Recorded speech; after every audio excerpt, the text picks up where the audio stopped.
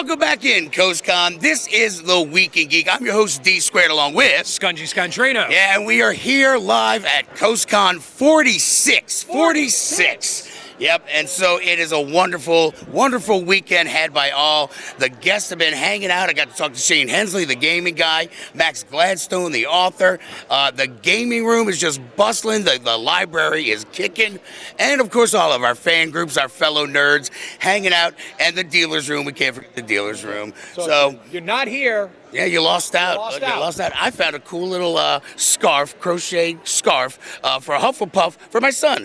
How I got a Hufflepuff kid with emotions? I don't know. I don't know, because you're a Slytherin. I am a dirty, dirty Slytherin, and I'm proud of it. You best know it. So, yeah, next year will be CoastCon 49. What's after 46? That would 49. be 47. Oh, 47. So, yeah, you need to be here and enjoy this video.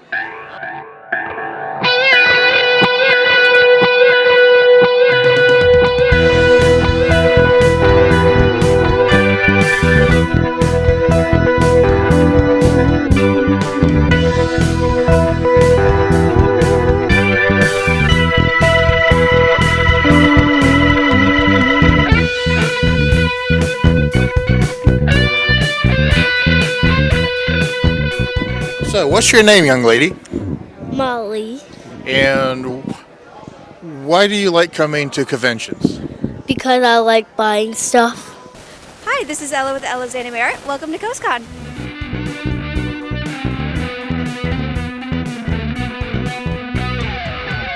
All right, everybody, we're at CoastCon 46 in Biloxi, Mississippi, and this is my good friend I've known since, 96, 97? Yeah. Since college days. He's a great friend. I'll let him introduce himself. I'm Werner Intrican. I am 50 years old. I am a Libra. I like Doctor Who. This is not a dating show, Vern. Oh, sorry. Okay, so how long have you been considering yourself a nerd or into fandom?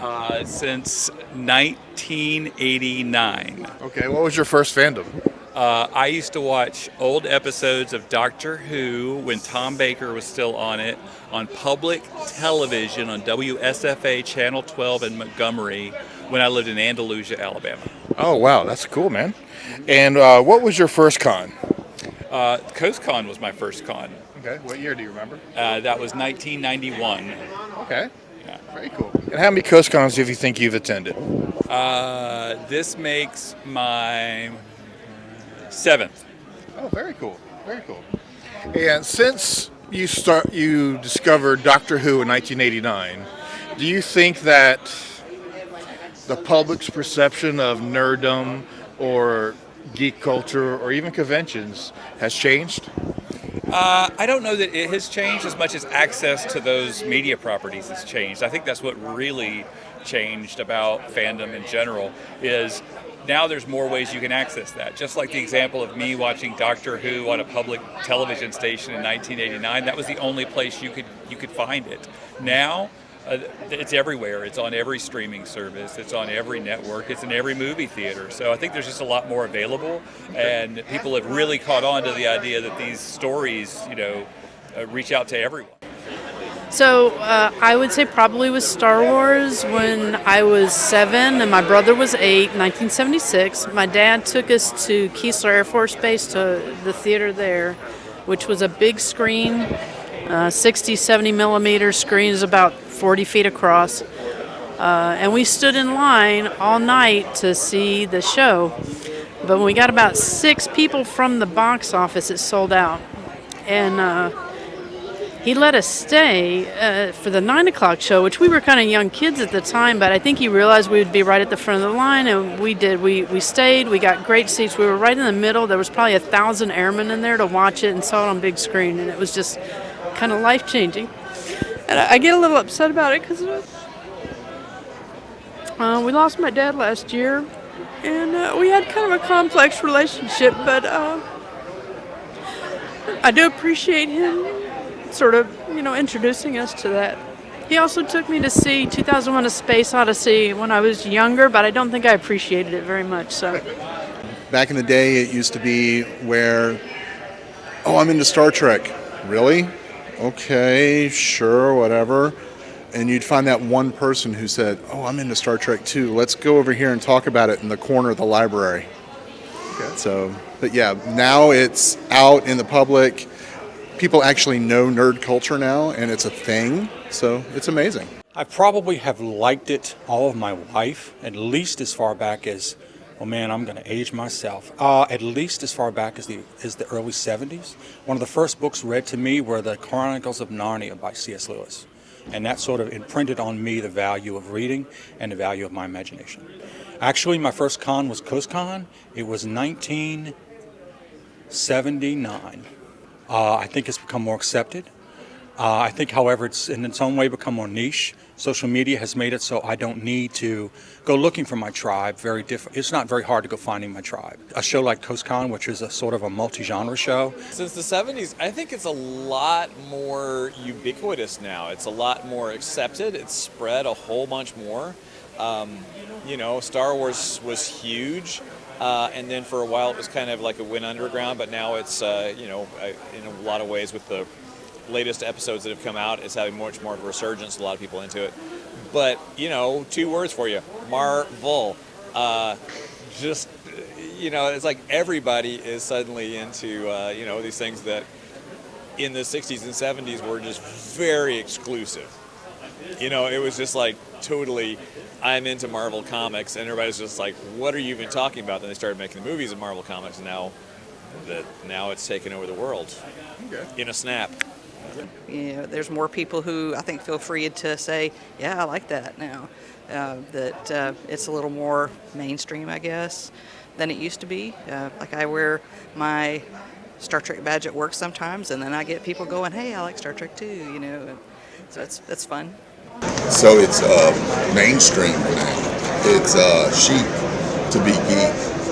It's no longer hidden, and it's no longer something that's ridiculed. We were ridiculed, we were picked on, we were ostracized when I was younger for the geekdom.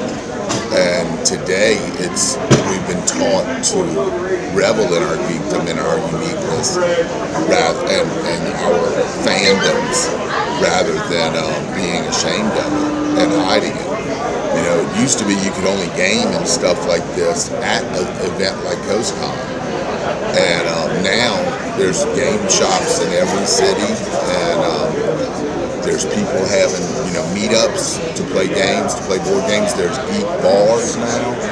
Last year I was invited by a friend, and so ever since then I've enjoyed my time here, and so I just come. And I've been going for a little while now. Pre-COVID, got to go with our friends here at the Board Game Library, and have gotten to meet many amazing people. We actually hosted a panel last year about community and coming together, and we had so many people pour out their hearts about their cosplays and what really brought passion to them, and then they made so many friends within that panel, so it was really good. We did not tell anyone if we were into Star Trek or if we loved something, that was in a book, perhaps, that was not some kind of mainstream, let's say, little mysteries book or chapter book for kids. But now it is everywhere. It's invaded culture. It's become mainstream. It's exciting. You'll see people walking around in their Avengers t-shirts, in their even Muppets, even their Muppets jackets, and these are, all ages, and you just didn't see that before. So now I just feel that it's become so accepted, and I just hope that people feel as welcomed as they should. The first one I went to was a Comic-Con, which went to Wizard World, and now I think it's called Fan Expo in New Orleans. I guess it was around 15 years ago. Okay. And it's just so fun. Everyone at conventions are always nice. Okay. I love nerds. Okay. Same, we're married. Went to the yes, same we've been married 28 years, so we've been together 30 years, done all of this together. So you've seen an evolution since the 70s until today of nerddom and fan cultures, conventions. Do you think it's more accepted now than it was 30, 40 years ago? I think we're definitely coming into our own now. Role playing has become mainstream with the introduction of things like Critical Role. Nerddom is at an all-time high. We've got fantasy films, we've got science fiction films that are making millions. It's just, it's a wonderful time to be a geek. I mean, I've been here almost 50 years. I'm still called a nerd, you know. We're more socially okay, but I wouldn't say we're accepted still. We're still kind of the outsiders, but we get more respect definitely than whenever I was growing up as a kid. Fandom, we find people who share the things that we like, and then we get together, we find out we're not so different, and everyone gets to form these wonderful communities that are full of creativity and acceptance. And you know, there are times when fandoms have saved people's lives, not even joking about it. So yeah, no, fandom's great. So you think fandom and conventions are a tribe, like a bunch of welcoming people? Definitely. CoastCon itself is like a family reunion. Every year we all get together and we haven't seen each other for a year, and we share stories and swap things that have been happening to us in our lives. So I was raised, my mom's favorite movie was Tron. So I've been and you know, got into Star Trek and Star Wars at a young age. So it was just always part of us. As far as acceptance, I think yes. I think there's a whole lot more. I think if I knew something about anime, I'd be a lot more popular.